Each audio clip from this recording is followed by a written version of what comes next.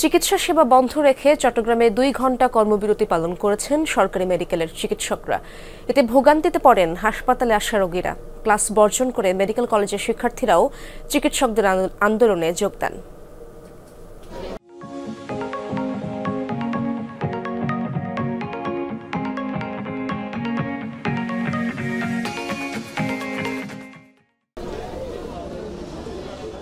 সকাল 11টা থেকে Chittagong medical college হাসপাতালে আউটডোর ও ইনডোরে চিকিৎসা সেবা বন্ধ। চরম ভোগান্তিতে পড়েন রোগী ও স্বজনরা। জটিল রোগীদের অনেকে অন্যত্র চলে যান।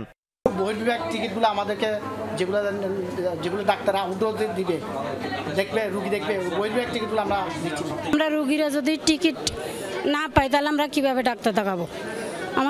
আমাদের বাচ্চার স্বাধীনতা নাই। সকাল থেকে আমাকে একবার ওই পাশে একবার এই পাশে ঘোরাঘুরি করতেছে, কিন্তু টিকিট দিতেছে না। টিকিট না দেওয়ার কারণে আমি চোখে ডাক্তারও দেখাইতে পারতেছি না। বেলা 1টা পর্যন্ত চিকিৎসা সেবা বন্ধ রেখে মানববন্ধন ও বিক্ষোভ করেন সরকারি মেডিকেলের চিকিৎসকরা। ক্লাস বর্জন করে যোগ দেয় এমবিবিএস এর শিক্ষার্থীরাও।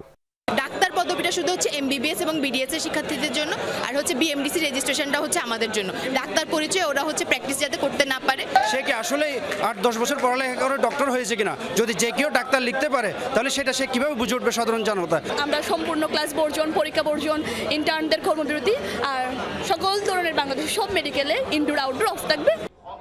এমবিবিএস ও বিডিএস ডিগ্রি ছাড়া ডাক্তার লেখা যাবে না বলে হাইকোর্ট রায়ে আন্দোলনকারীরা সন্তোষ প্রকাশ করেন। তবে বাকি 4 দফা দাবি আদায়ে আন্দোলন চলবে বলে জানান। মন্ত্রণালয়কে অনুরোধ করব অতি দ্রুত সময়ের মধ্যে আমাদেরকে এই দাবিগুলোর ব্যাপারে সুস্পষ্ট নির্দেশনা দিক, তাহলে আমরা আন্দোলন থেকে সরে যাব। আমাদেরকে যেন এর জন্য রাস্তায় আর নামতে না হয়, ওনারা যেন যত দ্রুত সম্ভব নিজেদের থেকে নিজ উদ্যোগে ব্যবস্থা নেবেন। আল আমিন শিকদার, যমুনা নিউজ, চট্টগ্রাম।